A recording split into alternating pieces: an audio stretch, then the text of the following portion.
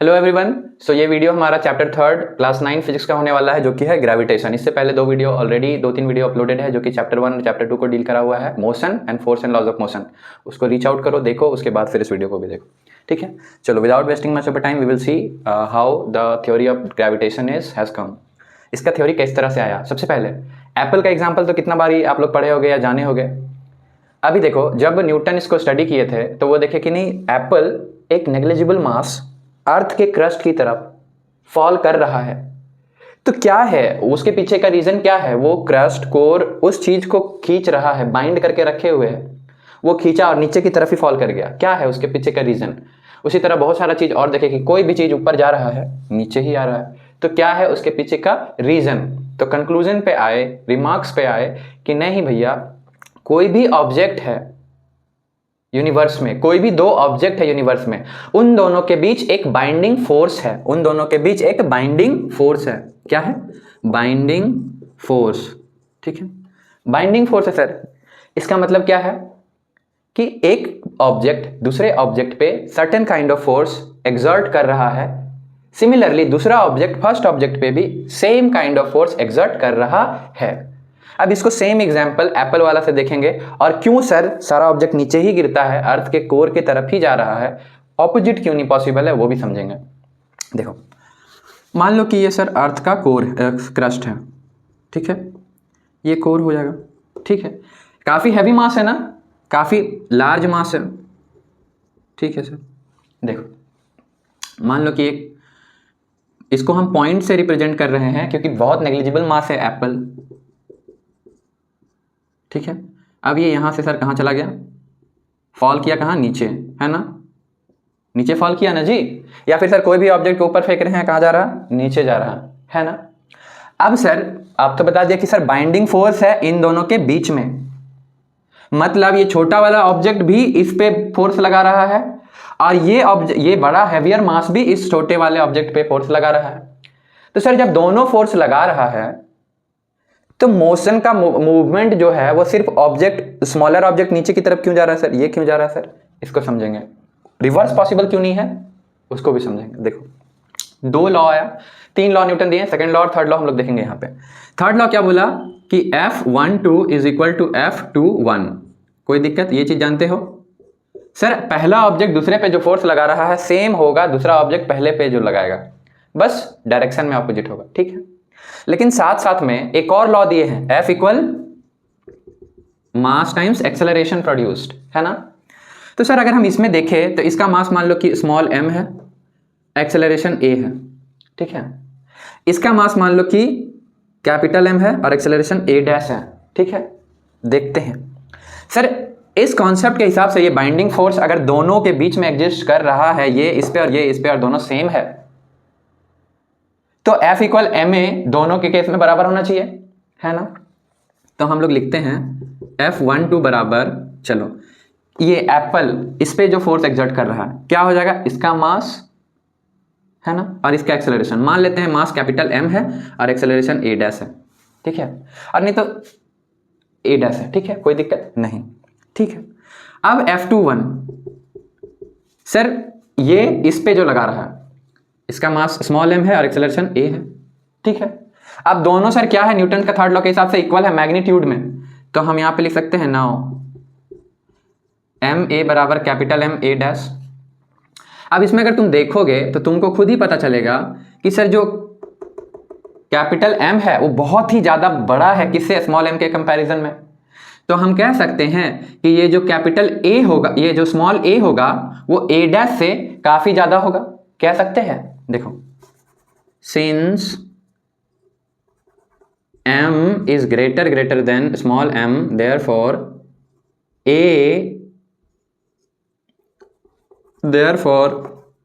a dash must be less than a। मतलब a dash क्या होगा? a से बहुत ही ज्यादा छोटा होगा, मीनिंग जो हैवियर मास था उसका एक्सेलरेशन बहुत ही मिनिमम, नेग्लिजिबल, और जो स्मॉलर मास था उसका एक्सेलरेशन काफी सिग्निफिकेंट। तो न्यूटन का सेकंड लॉ देखो प्रूफ नहीं कर रहा कि कोई भी छोटा ऑब्जेक्ट नीचे की तरफ ही फॉल कर रहा है। नीचे की तरफ अगर नहीं भी देखोगे तो समझोगे कि क्यों कोई छोटा मास एक लार्जर मास की तरफ फॉल कर रहा है। ये एग्जांपल लिए थे अर्थ का, इसीलिए नीचे की तरफ हम बोलते हैं। अब अगर यही कॉन्सेप्ट को आउटर स्पेस पे देखोगे तो अर्थ के अराउंड मून का मूवमेंट, सन के अराउंड अर्थ का मूवमेंट, इन जनरल स्टार्स के अराउंड प्लैनेट का मूवमेंट, उसको भी कौन एक्सप्लेन करेगा? ये बाइंडिंग फोर्स एक्सप्लेन करेगा। देखो उसमें भी देखोगे, देखते पहले ये समझ गए कि sir smaller mass always moves toward the larger mass और हैवियर मास। तो आज के बाद कोई नहीं बोलेगा कि सर ऊपर जाता हुआ ऑब्जेक्ट क्यों नीचे ही गिरता है अर्थ में, ठीक है नाउ, और जहां पे कहीं भी एटमॉस्फेयर हो वहां। अब देखते हैं कि सर सेम चीज आउटर स्पेस में भी कैसे सिग्निफिकेंट है, कैसे काम करता है। एग्जाम्पल के लिए मान लो कि ये कोई हैवियर मास है, प्लैनेट है कोई, ठीक है प्लैनेट, और ये कोई स्टार, कोई सॉरी सैटेलाइट, नहीं तो इसको सन मानो, स्टार, ठीक है, और ये कोई प्लैनेट है जो कि ऑर्बिट कर रहा। केपलर्स लॉ क्या बोलता है कि इलिप्टिकल पाथ पे ऑर्बिट करता है। चलो इलिप्टिकल लगने लगा, कर्व लग रहा है ना, ठीक है। अब सर पाथ पे तो ऑर्बिट कर रहा है, तो अगर ये बाइंडिंग फोर्स यहाँ पे भी एग्जिस्ट कर रहा है, मतलब ये सन और ये प्लैनेट के बीच में अगर एग्जिस्ट कर रहा है, तो ये भी तो सर इधर की तरफ जाना चाहिए था, तो अंदर की तरफ तो चल जाना चाहिए था। यहाँ तो ये गिर गया, ये क्यों नहीं गिर रहा? तो डिफरेंस समझो कि सर ऑल्दो बाइंडिंग फोर्स जो यहाँ है वो यहाँ भी है, तो यहाँ क्यों नहीं जा रहा, समझेंगे। यहाँ पे तो ऐसा नहीं ना है कि इसका साइडवेज मोशन है। प्लैनेट्स के केस में हम लोग को पता है कि sir planets revolve and rotate both. तो जब ये अपना एक्सिस पे रोटेट भी कर रहा है और रिवॉल्व भी कर रहा है, तो सर इसका जो अपना मोशन है ना वो साइडवेज मोशन है। कैसा मोशन है? Sideways motion. तो देखो सर ये यहां है मान लो, तो साइडवे मोशन है, तो ये इधर जाने का कोशिश कर रहा, वेलोसिटी उसका उधर है, लेकिन एक्सेलरेशन सर इधर है। इसमें भी देखो एक्सेलरेशन इसके कोर की तरफ था, इसमें भी सर एक्सेलरेशन कोर की तरफ है, वेलोसिटी सर उधर है। तो हर एक पॉइंट पे इसका वेलोसिटी टेंजेंशियली निकल जाएगा साइडवेज मोशन के चलते, और एक्सेलरेशन सर सेंटर की तरफ, मतलब हैवियर मास की तरफ। इसमें भी हैवियर मास कौन है? सन है, इसीलिए प्लैनेट किधर? तो सन की तरफ इनवर्ड मोशन करा, इनवर्ड एक्सेलरेशन शो करा। अब एक एग्जांपल और अगर लो, देखो थ्रेड है, उसमें स्टोन को बांधो और ऐसे रोटेट करो, सर्कुलर मोशन में मूव कराओ उसको।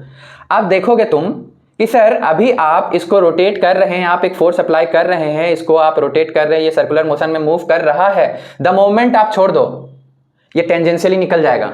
मतलब थ्रेड एक तरह का बाइंडिंग फोर्स मीडियम था सर, अपना जो हम फोर्स लगा रहे थे, जो मेरा एक्सिस है हाथ और जो ऑब्जेक्ट था थ्रेड से बंधा हुआ, उन दोनों के बीच में एक बाइंडिंग फोर्स था सर, वहां सेंट्रीपिटल फोर्स था। यहां भी sir binding force centripetal force है, जो कि ग्रेविटेशनल फोर्स का रूप ले रहा है। अब सर द मोमेंट अगर ये बाइंडिंग फोर्स नहीं रहता तो ये प्लैनेट कर्व्ड ऑर्बिट पे रिवॉल्व करने की जगह साइडवे निकल जाता। समझ रहे हो बात को? दूसरा सर, अगर इसका सर्टेन वेलोसिटी है, सर्टेन स्पीड है, अगर यही स्पीड हल्का भी कम रहता तो ये सर इवेंचुअली कोलैप्स कर जाता, और इसका सर हल्का भी स्पीड ज्यादा रहता तो ये अपना ये ऑर्बिट को कंटिन्यू ना करते हुए साइडवेज निकल जाता, मतलब रैंडमली निकल जाता और कहीं और चला जाता। क्लियर? तो दो तीन चीज देखें जी हम लोग यहाँ पे। पहले कि सर एक बाइंडिंग फोर्स है किसी भी दो ऑब्जेक्ट के बीच में यूनिवर्स में। अर्थ में हम लोग जब यही बाइंडिंग फोर्स को देखते हैं तो किसी भी ऑब्जेक्ट को अगर हम फॉल कर ऊपर की ओर फेंकते हैं या फिर कहीं पे भी, तो वो देखते हैं वो टेंड करता है नीचे की ओर जाने के लिए, कोर की ओर जाने के लिए। तो ये बाइंडिंग फोर्स इस केस में ग्रेविटी के नाम से हम लोग जानते हैं, फोर्स ड्यू टू ग्रेविटी। यही यूनिवर्स में कोई भी दो एंटाइटी के बीच में सेम बाइंडिंग फोर्स को जब हम डिस्कस करते हैं तो हम लोग इन जनरल बोल देते हैं ग्रेविटेशनल फोर्स। ठीक है, तो ग्रेविटेशनल फोर्स हो गया क्लियर, ग्रेविटी हो गया क्लियर। अब डेफिनेशन कैसे देंगे? तो gravitational force can be defined as a pull between any two object in universe. The pull between any two object in the universe is called gravitational force. ठीक है, अब sir अगर इसको और फर्दर डिफाइन करें या मैथमेटिकली इसको relate करें, किस तरह से इसका वैल्यू आता है, किस तरह से इसको रिप्रेजेंट करते हैं, तो आगे हम लोग देखेंगे। पहले यहाँ तक आई होप कि क्लियर होगा कि ग्रेविटेशनल फोर्स क्या है। सर बाइंडिंग फोर्स किसी भी दो ऑब्जेक्ट के बीच में, यूनिवर्स में किसी भी दो ऑब्जेक्ट के बीच में जो बाइंडिंग फोर्स एग्जिस्ट कर रहा है वही ग्रेविटेशनल फोर्स है, या फिर पुल जो है वही ग्रेविटेशनल फोर्स है। अर्थ के केस में इसी को नाम दे दिया गया फोर्स ड्यू टू ग्रेविटी। ठीक है, कहीं भी इस नाम को यूज कर सकते हैं। दूसरा, क्यों प्लैनेट कर्व्ड पाथ पे है वो भी पता चल गया कि सर एक सर्टेन स्पीड से मूव कर रहा है, वेलोसिटी हर जगह चेंज कर रहा है, एक्सेलरेशन हैवियर मास की तरफ है, सेंटर की तरफ है, तो इसीलिए ये कर्व्ड पाथ को कंटिन्यू कर रहा है। नेक्स्ट, क्या सर न्यूटन का थर्ड लॉ वैलिड है? यस, न्यूटन का थर्ड लॉ वैलिड है। क्या सर न्यूटन का सेकंड लॉ वैलिड है? यस सर, न्यूटन का सेकंड लॉ से ही एक्सप्लेन हुआ क्यों स्मॉलर मास ही हेवियर मास की तरफ जाएगा। क्यों? क्योंकि स्मॉलर मास है तो एक्सेलरेशन काफी सिग्निफिकेंट देखने को मिलेगा उसमें, और लार्जर मास है तो उसमें एक्सेलरेशन बहुत ही नेग्लिजिबल हो जाएगा, जो कि हम लोग को दिखेगा भी नहीं, फील भी नहीं होगा। क्लियर? अच्छा, ये सब चीज हम लोग देखे। इसमें हम लोग एक्सेलरेशन वर्ड यूज किए हैं, यूनिफॉर्म नॉन यूनिफॉर्म, इससे हम लोग को अभी कोई लेना देना नहीं है, हायर क्लासेस में जाएंगे तो देखेंगे क्या है क्या नहीं है। अभी क्लियर हो गया। अब इसको रब करते हैं। रब करने के बाद मैथमेटिकली कैसे ग्रेविटेशनल फोर्स को दर्शाते हैं, बताते हैं, वो जानेंगे। देखो, इसी ग्रेविटेशनल फोर्स को बोलते हैं बाइंडिंग फोर्स भी, है ना, तो भूलोगे नहीं। अब एनसीईआरटी के बुक के हिसाब से आपका टॉपिक आता है यूनिवर्सल लॉ ऑफ ग्रेविटेशन। कि सर ग्रेविटेशनल तो फोर्स हम लोग जान गए, ग्रेविटेशनल फोर्स हम लोग जान गए, इसके पीछे क्या है सर लॉजिक वो भी जान गया है, लेकिन सर इसका सर्टेन रूल्स है। मैथमेटिकली कैसे फाइंड आउट करते हैं, कितना लगेगा ये फोर्स, कितना एग्जिस्ट करेगा, एग्जर्ट करेगा किसी भी दो एंटिटी के बीच में या दो ऑब्जेक्ट के बीच में इस यूनिवर्स में, वो कैसे निकालते हैं। देखो sir, universal law of motion, gravitation, sorry, ठीक है ना। तो ये क्या बोलता है, ये जो बोलता है कि सर जो फोर्स है ना, ग्रेविटेशनल फोर्स, ये जिस भी ऑब्जेक्ट के बीच में हम फाइंड कर रहे हैं, ये डिपेंड करेगा उन दोनों के प्रोडक्ट ऑफ मास पे, उन दोनों का मास का प्रोडक्ट पे डिपेंड करेगा डायरेक्टली, पहला। दूसरा सर, ये इनवर्सली स्क्वायर पे डिपेंड करेगा दोनों के बीच के दूरी पे। जैसे मान लो कि एक ऑब्जेक्ट यहाँ पे है जिसका मास m1 है, एक ऑब्जेक्ट है यहाँ पे जिसका मास m2 है, और दोनों के बीच पे, दोनों के कोर के बीच से दूरी कितना है, r, कितना है, मान लो कि r है, ठीक है, r दूरी है। तो सर बोलता है कि अगर F होगा ग्रेविटेशनल फोर्स, तो ये डिपेंड किस पे करेगा, F is directly proportional to m1 m2, इसका प्रोडक्ट पे। मास ऐसे भी पॉजिटिव होता है, तो ये दें चाहे नहीं दे, बात बराबर है, ठीक है सर। प्रोडक्ट पे डायरेक्टली प्रोपोर्शनल हो गया, और यही फोर्स किस पे डिपेंड करेगा, इनवर्सली प्रोपोर्शनल होगा square of their distance between them. तो यही तुम्हारा जो है, इसी को अगर स्टेटमेंट बना के लिख दे तो वही बन जाएगा यूनिवर्सल लॉ ऑफ ग्रेविटेशन, ठीक है। इसको और कैरी फॉरवर्ड करेंगे तो इक्वेशन भी आएगा, पहले स्टेटमेंट जान लो। क्या बोला कि every object in the universe exert a force in each other to each other which is directly proportional to the product of their masses and inversely proportional to the square of distance between them। इसी को mathematically क्या लिख दिया, F proportional to m1 m2, F proportional to 1 by r square। यही तुम्हारा क्या है, universal law of gravitation. अब इससे फॉर्मूला भी निकलेगा, देखना चाहोगे, कुछ बड़ा बात नहीं है, इससे फॉर्मूला कैसे निकलेगा। देखो, इसको मान लो इक्वेशन 1, इसको मान लो इक्वेशन 2, अब दोनों को कंबाइन करोगे तो क्या बन जाएगा, कंबाइन करोगे तो बन जाएगा, देखो मिटाते हैं इसको,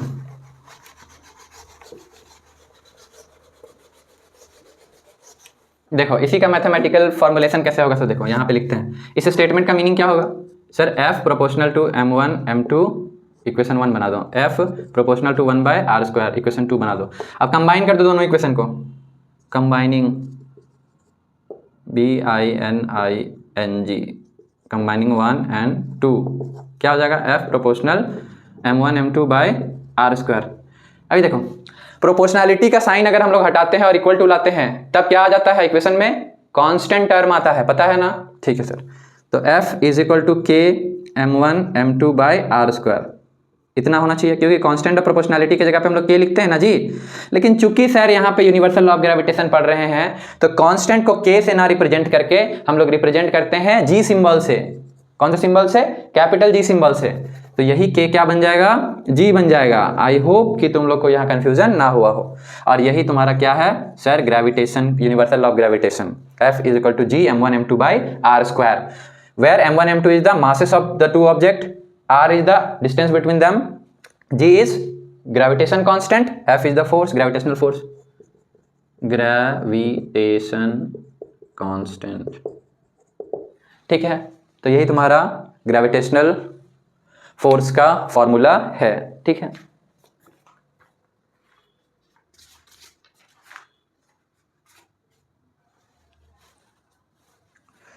देखो यही तुम्हारा फॉर्मूला है।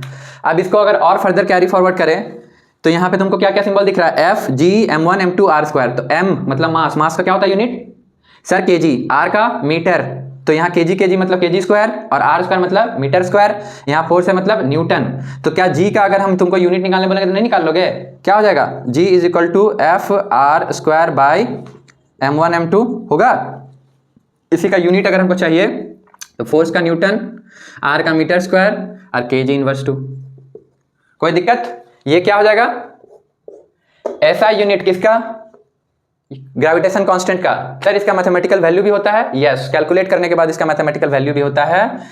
g is equal to 6.67 into 10 to the power minus 11, इसका यूनिट लिख दो, newton metre square kg inverse 2। ये तुम्हारा यूनिवर्सल लॉ ऑफ ग्रेविटेशन में ग्रेविटेशन कांस्टेंट का वैल्यू है। फॉर्मूला कैसे आएगा, g को कैसे यूनिट निकालेंगे, ये आई होप यहाँ तक क्लियर हो गया हो। इसके आगे का topic we will discuss in the next lecture. Till then see you, bye bye, and हाँ, do like and subscribe the channel and share it with the student of class 9 or whosoever wants to know this concept.